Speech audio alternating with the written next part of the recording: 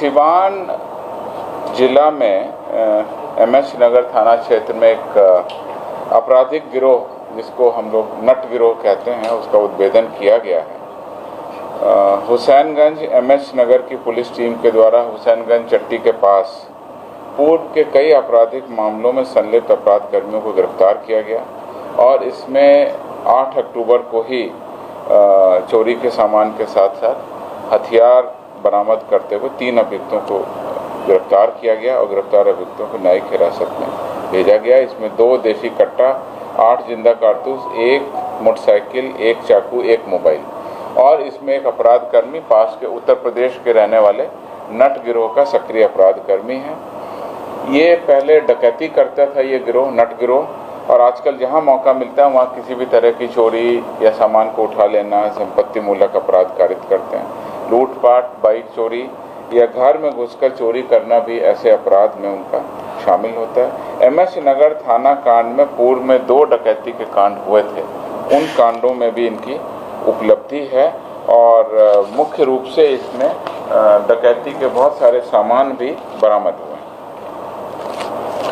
मधेपुरा के कुमारखंड थाना क्षेत्र में मेला दशहरे का लगा हुआ था और उसके बाद में वो मेला कुछ दिनों तक आगे भी चलता है। उसमें पुलिस को सूचना मिली कि कुछ अपराध कर्मी घूम रहे हैं और उनकी डकैती करने की और अपराध करने की योजना है। तो रात्रि में इस तरह की सूचना मिलने पर कुमारखंड थानाध्यक्ष, जो मधेपुरा जिला का है, उसके द्वारा पुलिस बल को सक्रिय किया गया और पुलिस बल को देख करके वहाँ से अपराध कर्मी भागने लगे। लेकिन वहाँ पर एक टियागो गाड़ी मिली जिसकी डिक्की से 1 देसी पिस्तौल, 6 कारतूस मिले। इनको हम लोगों ने जब्त कर लिया है और जो अपराध कर्मी गाड़ी छोड़ के भागे हैं उसकी दिशा में हम लोग कार्रवाई कर रहे हैं। शीघ्र ही इसका उद्भेदन करेंगे। सारण जिला के माझी थाना अंतर्गत 2 अक्टूबर को अज्ञात अपराध कर्मियों के द्वारा एक घर में लूट की घटना करते हुए ज्वेलरी लूट की घटना हुई थी। इस घटना का पुलिस ने 5-6 दिनों के अंदर ही सफल उद्भेदन कर लिया है और पुलिस की सूचना मिली कि माझी थाना के ही ग्राम जई छपरा में कुछ अपराध कर्मी बैठ करके आगे भी लूट की घटना कर सकते हैं, ऐसी योजना बनाए जा रही है। वहाँ पर पहुँचकर 5 अपराध कर्मियों को गिरफ्तार किया गया। उनके पास में 2 देसी कट्टा, 1 जिंदा कारतूस, चाकू, मोबाइल, लूटे गए आभूषण बरामद किए गए। ये घटना 2 अक्टूबर की थी। स्थानीय पुलिस के द्वारा 4-5 दिनों के अंदर में ही पूरे गिरोह का उद्भेदन कर लिया गया और लूटे गए सारे आभूषण वगैरह वहाँ पे जो भी सोने के, चांदी के जो थे सारे बरामद कर लिए। ये अपराध की कुछ मुख्य उपलब्धि हैं जो मैं आपके सामने रख रहा हूँ। पिछले फ्राइडे को ही हमने डिटेल में बताया था कि किस तरह पुलिस के द्वारा रोको टोको अभियान के अंतर्गत मोटरसाइकिलों की बरामद की गई। आज नट गिरोह का उद्भेदन और डकैती कांड का उद्भेदन मैंने आपको बताया। पिछली फ्राइडे को आप लोगों ने ERSS के बारे में बताया गया था। मैं आपको बता दूं, पहले से आप लोगों को जानकारी भी है। दिनांक 6 जुलाई को इसका लोकार्पण किया गया प्रथम चरण का। पुलिस, अग्निशमन सेवा, चिकित्सा सेवा को डायल 112 के अंतर्गत इंटीग्रेटेड कर दिया गया है। अन्य आपातकालीन योजनाओं को भी सेकेंड फेज में इससे जोड़ने की योजना है। इसमें voice call, SMS, email, panic SOS request तथा वेब के माध्यम से भी रिक्वेस्ट भेज सकते हैं या सीधे आप समझ लीजिए। आम जनता के लिए मैं कहना चाहता हूं आपके माध्यम से कि 112 को डायल करें किसी भी लैंडलाइन से, मोबाइल फ़ोन से, तो ये सुविधा आपको उपलब्ध हो जाएगी। ये इमरजेंसी रिस्पांस सिस्टम के अंतर्गत है। इसमें अभी तक कुल 25,533 इवेंट्स के 25,533 इवेंट्स के पंजीकृत होने की सूचना है। घरेलू हिंसा के 13% मामले इसमें आते हैं। दुर्घटना के 9% मामले इसमें आए हैं। चिकित्सा की जो सुविधाएं जिनको ज़रूरत पड़ती है उनकी 6% मामले सामने आए हैं। सामान्य विधि व्यवस्था के आपसी झगड़े के 40% मामले आए हैं। शराब के 7%, लूट या चोरी करते या इस तरह की घटनाओं से संबंधित 4% मामले आए हैं। पब्लिक रोड पर कोई गड़बड़ कर रही है, न्यूसेंस कर रही है, उसके 7% मामले आए हैं। अग्निकांड के भी रिपोर्ट आ रही है इसमें, तो अग्निकांड के 2% मामले आए हैं। प्रथम चरण में 400 की संख्या थी हमारे पास वाहनों की। सेकेंड चरण हम लोग फाइनल कर रहे हैं, तो उसमें ये संख्या बढ़ करके लगभग 1800 वाहनों की हो जाएगी। इस सेकेंड चरण में हम लोग मोटरसाइकिल भी दे रहे हैं और इसमें mobile data terminal, SIM card और ERSS एप्लीकेशंस भी होगा। सेकेंड फेज में हम लोग आर्टिफिशियल इंटेलिजेंस एप्लीकेशन को और कस्टमाइज करेंगे और मैप को दिखाने की जो हमारे कंट्रोल रूम में जो सॉफ्टवेयर है उसको हम लोग और इम्प्रूव करेंगे। नया कमांड एंड कंट्रोल सेंटर भी इसमें बनाया जाना है। अब जिसमें आपकी ज़्यादा दिलचस्पी रहेगी मेरे विचार से मैं बताना चाहता हूँ, इधर 10-12 दिन में जो खास उपलब्धि हुई, खास पर्टिकुलर स्पेसिफिक उपलब्धि है, उसके बारे में मैं बताना चाहूँगा। दिनांक 22 सितंबर को वैशाली जिला के अंतर्गत एक सूचक के द्वारा, एक इन्फॉर्मर था, एक पब्लिक थी जिसने सूचना दी गई डायल 112 पर कि एक लड़की को किसी के द्वारा बंद करके रखा गया है।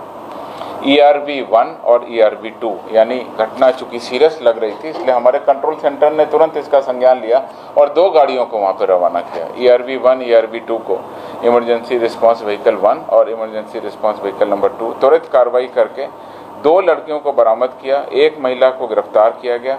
हमारा रिस्पांस टाइम था 14 मिनट और महिला थाना कांड संख्या 39/22 दिनांक 22 सितंबर 2022 विभिन्न धाराओं में दर्ज किया गया और पॉक्सो एक्ट भी लगा करके हम लोग कानूनी कार्रवाई कर रहे हैं। तो किस तरह से एक इन्फॉर्मेशन पे हम लोगों ने 2 लड़कियों को बरामद किया और गिरफ्तारी की और कांड दर्ज किया। इसी तरह से सितंबर में 29 सितंबर, अभी 10-11 दिन पहले की बात है, 29 सितंबर को पटना जिला के अंतर्गत एक इन्फॉर्मेशन दी गई डायल 112 पर कि उसके पिताजी अचानक बेहोश हो गए। फुलवारी शरीफ इलाके से सूचना आई थी, तो ERV जो हमारा कंट्रोल सेंटर है उसने फुलवारी शरीफ में जो हमारी इमरजेंसी व्हीकल थी उसको तुरंत डायरेक्शन दिया और हमारी ERV गाड़ी वहाँ पहुँच गई और फिर उसके बाद में एम्बुलेंस को वहाँ रवाना किया। तो एम्बुलेंस के द्वारा बेहोश किए गए व्यक्ति को IGIMS में भर्ती करा करके उसकी जान बचाई। तो ये बहुत बड़ी उपलब्धि हमारी 29 तारीख की है। इसी तरह से 4 सितंबर को सारण जिला में सूचक के द्वारा ये इन्फॉर्मेशन दिया गया 112 पर कि बम बनाया जा रहा। तो ERV7 जो 7 नंबर की गाड़ी थी वहाँ पर सारण में, उसको मशरक से रवाना किया गया और त्वरित कार्रवाई करते हुए घटनास्थल पर पहुंचकर वरीय पदाधिकारियों के सहयोग से फिर थाना को बुलाया गया।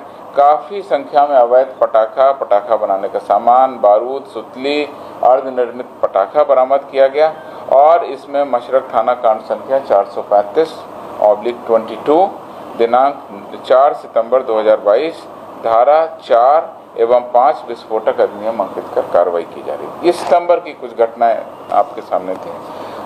अक्टूबर महीने में 5 अक्टूबर को रोहतास जिला के अंतर्गत सूचना दी गई कि एक नवजात शिशु रोड पर पड़ा।